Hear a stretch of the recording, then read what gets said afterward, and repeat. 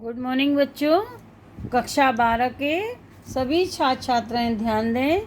मैं आपकी विषय अध्यापिका श्रीमती मंजू गुप्ता आपको आपकी हिंदी के काव्य खंड को पढ़ा रही थी, जिसमें मैं आप महादेवी वर्मा का गीत नंबर 3 जो सांध्य गीत से लिया गया है उसको पढ़ा रही थी, जिसका शीर्षक है मैं नीर भरी दुख की बदली। यहाँ महादेवी जी ने अपने आप को दुख से भरी हुई एक बदली के समान बताया है। जैसे बदली की प्रतिक्रिया होती है, वैसी उनके जीवन में भी प्रतिक्रिया होती है।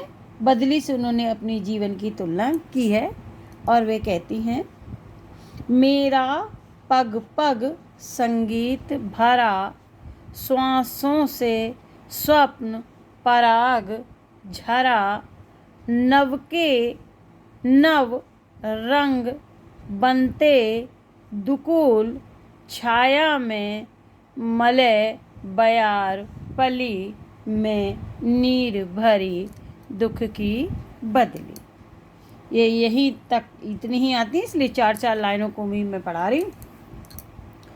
महादेवी वर्मा जी कहती हैं कि मेरा पग पग संगीत भरा, श्वासों से स्वप्न पराग झरा। महादेवी वर्मा जी कहती हैं कि जिस प्रकार बदली की गर्जना संगीतमय होती है, पहले उन्होंने बदली के विषय में बताया, फिर अपने जीवन से बदली की तुलना की है। जिस प्रकार बदली की गर्जना संगीतमय होती है, उसी प्रकार मेरा जीवन भी पग पग पर प्रियतम के संगीत से मुखरित है। प्रियतम कौन? परमात्मा रूपी प्रियतम, जिससे कि वो मिलना चाहती हैं। कहती हैं जिस प्रकार बदली की गर्जना संगीतमय होती है, उसी प्रकार मेरे जीवन का पग पग प्रियतम के संगीत से मुखरित है, संगीत से भरा हुआ है। श्वासों से स्वप्न पराग झरा। महादेवी वर्मा जी कहती हैं मेरे जीवन के प्रत्येक श्वास से स्वप्नों का पराग झरता है। महादेवी जी वर्मा जी कहती हैं मेरे जीवन के प्रत्येक श्वास से स्वप्न का पराग झरता है। अर्थात मैं अपने प्रियतम की विविध कल्पनाओं में खोई रहती हूँ। मैं अपने प्रियतम के मिलने की विविध प्रकार की कल्पनाओं में खोई रहती हूँ। नव के नव रंग बनते दुकूल। कवित्री कहती हैं बदली के बरस जाने के बाद, दुकूल माने दुपट्टा, नव माने नवीन, रंग माने रंग। बदली के बरस जाने के बाद जिस प्रकार आकाश में इंद्रधनुष की रंगीन आभा प्रकट हो जाती है, बदली के बरस जाने के बाद जिस प्रकार आकाश इंद्रधनुष की रंगीन आभाओं से, रंगीन प्रकाश से सुशोभित हो जाता है, विभूषित हो जाता है, और छाया में मलय बयार पली, और मलयागिरी से, मलय पर्वत की से चलने वाली, मलयागिरी से आने वाली शीतल मंद सुगंधित वायु बहने लगती है, चलने लगती है, उसी प्रकार मैं अपने प्रियतम की आभा से सुशोभित रहती हूँ, मंडित रहती हूँ, और प्रियतम की स्मृति की छत्र छाया मुझे मलय पर्वत से आने वाली शीतल मंद सुगंधित वायु के समान प्रतीत होती है। ये अंडरलाइन है।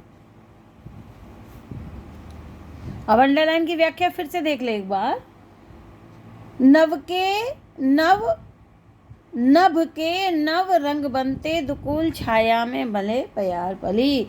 महादेवी वर्मा जी अपने जीवन की तुलना बदली से करती हुई कहती हैं, बदली के बरस जाने के बाद जिस प्रकार आकाश में इंद्रधनुष की रंगीन आभा विभूषित हो जाती है, आकाश इंद्रधनुष के रंगों से सुशोभित हो जाता है, और छाया में मले बयार पली और मलय के पर्वत की मलयगिरी से आने वाली शीतल सुगंधित वायु बहने लगती है, उसी प्रकार अब अपने लिए कहती हैं, उसी प्रकार मैं अपने प्रियतम के आभा से विभूषित रहती हूँ, मंडित रहती हूँ, सुशोभित रहती हूँ, और प्रियतम की स्मृति की छत्र छाया मुझे मलय पर्वत से आने वाली शीतल मंद सुगंधित वायु के समान प्रतीत होती है। बच्चों, आप कुछ क्वेश्चन हैं जो बनते हैं वो इस प्रकार हैं, जिसे आपको अपनी कॉपी में करने हैं। ये देखिए,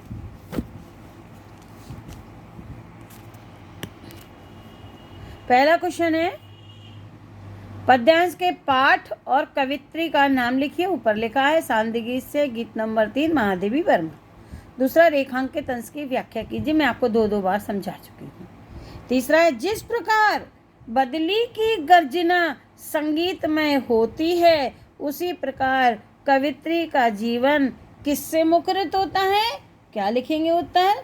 जिस प्रकार बदली की गर्जना संगीतमय होती है, उसी प्रकार कवित्री का जीवन भी अपने प्रियतम के संगीत से मुखरित है। चौथा देखिए, कवित्री के शब्दों में बदली के बरसने के बाद क्या होता है? उत्तर लिखेंगे, कवित्री के शब्दों में बदली के बरस जाने के बाद जिस प्रकार आकाश में इंद्रधनुष की आभा सुशोभित होती है, आकाश इंद्रधनुष के रंगीन आभा से सुशोभित होता है, और मलय पर्वत से आने वाली शीतल सुगंधित वायु बहने लगती है, उसी प्रकार कवित्री अपने प्रियतम की आभा से या प्रकाश से सुशोभित रहती है, मंडित रहती है।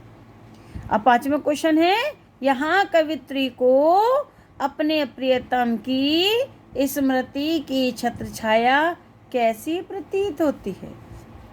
उत्तर है, यहाँ कवित्री को अपने प्रियतम की स्मृति की छत्र छाया कैसी प्रतीत होती है? मलय पर्वत से आने वाली शीतल मंद सुगंधित वायु के समान प्रतीत होती है।